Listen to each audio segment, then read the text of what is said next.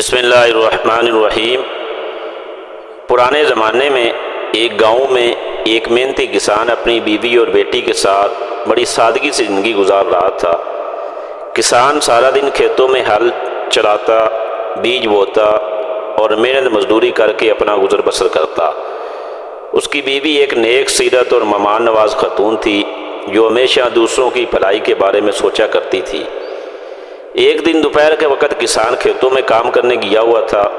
بیوی گھر کے کاموں میں مصروف تھی کہ اچانک اس نے گھر کے باہر 3 اجنبی بوڑھے مردوں کو دیکھا کہ وہ بوڑھے سفر کی تھکن سے چور ہو کر کسان کے گھر کے قریب درخت کے سائے تلے بیٹھے آرام کر رہے تھے اور آپس میں ہلکی ہلکی آواز میں باتیں بھی کر رہے تھے۔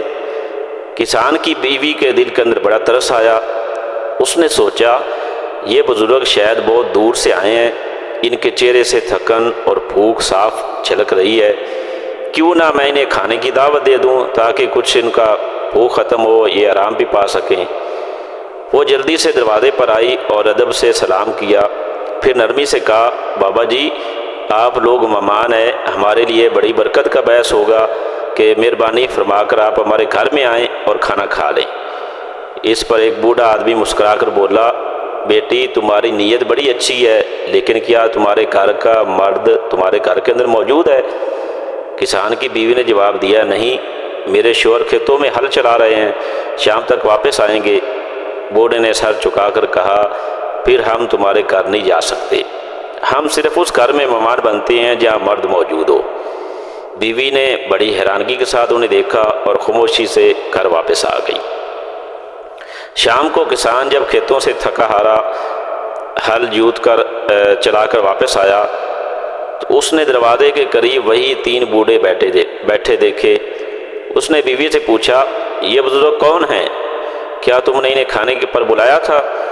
بیوی نے سارا ماجرا بیان کر دیا کہ میں نے بلایا تھا، لیکن انہوں نے کہا اگر گھر میں مرد نہیں ہے تو ہم نہیں آتے۔ کسان نے یہ ساری بات سن کر کہا کہ اگر یہ بات ہے تو اب جا کر انہیں دوبارہ دعوت دو اور کہہ دو کہ تمہارا شوہر اب گھر میں واپس آ گیا ہے۔ کسان کی بیوی خوشی خوشی دوبارہ ان بزرگوں کے پاس گئی اور کہا، اب میرے شوہر آ گئے ہیں، آپ سب ہمارے گھر تشریف لائیے اور کھانا کھا لیجیے، یہ ہمارے لیے بڑی عزت کی بات ہوگی۔ 3 بوڑھوں نے بڑا آگے سے انوکھا جواب دیا۔ یہ سن کر ایک بوڑھے نے دھیرے سے کہا، ہم تینوں اکٹھے کسی گھر نہیں جاتے، تمہیں ہم میں سے کسی ایک کو چننا ہوگا، اس کو گھر لے جانا ہوگا۔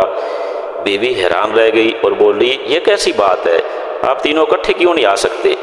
بوڑھے نے مسکرا کر جواب دیا، ہم تینوں کی پہچان ایک الگ الگ ہے، یہ جو میرے دائیں طرف بیٹھا ہوا ہے یہ دولت ہے، جہاں یہ جس گھر میں چلے جاتے ہیں وہاں مال و دولت کی ریل پیر ہو جاتی ہے، ان کے گھر میں بڑا دولت بہت زیادہ آ جاتی ہے۔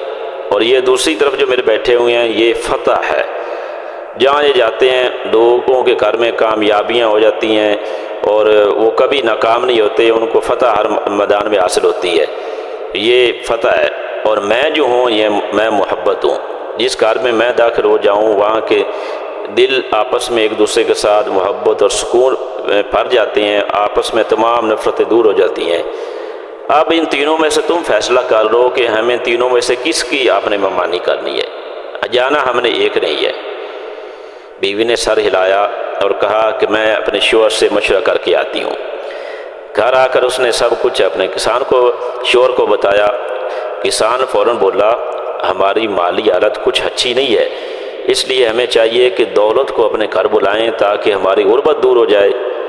بیوی نے کہا، میری رائے میں کامیابی سب سے قیمتی ہے کہ اگر ہم فتح کو ہمارے ساتھ ہو جائے تو محنت بھی رنگ لائے گی اور عزت بھی بڑھے گی اور ہم ہر میدان میں کامیاب ہو جائیں گے۔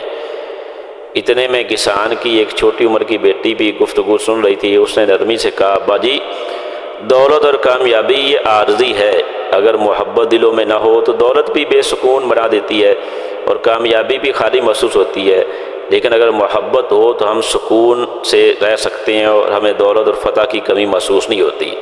میرا خیال ہے ہمیں محبت کو اپنے گھر میں بلانا چاہیے۔ بیٹی کی معصوم مگر بڑی اثر کرنے والی بات نے میاں بیوی کو سوچنے پر مجبور کر دیا۔ آخر کار دونوں نے اس کی رائے سے اتفاق کیا اور بیوی کو بھیجا کہ وہ محبت کو بلا کر لے آئے۔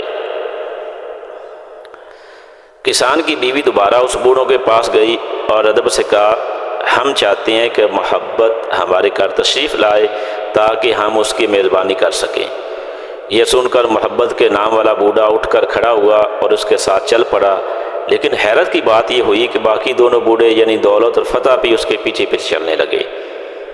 کسان کی بیوی نے حیرانگی سے پوچھا کہ آپ نے تو کہا تھا کہ ہم تینوں اکٹھے کسی گھر میں نہیں جاتے، پھر آج سب کیوں آ رہے ہیں، یہ پیچھے کیوں سارے آ رہے ہیں؟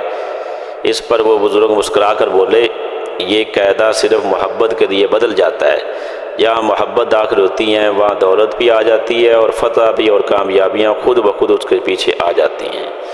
تو اس لیے آپ نے محبت کو چنا، آپ کا انتخاب بڑا اچھا تھا، تو اس لیے اب آپ کے گھر میں دولت بھی ہوگی اور آپ کے گھر میں کامیابیاں بھی ہوگی۔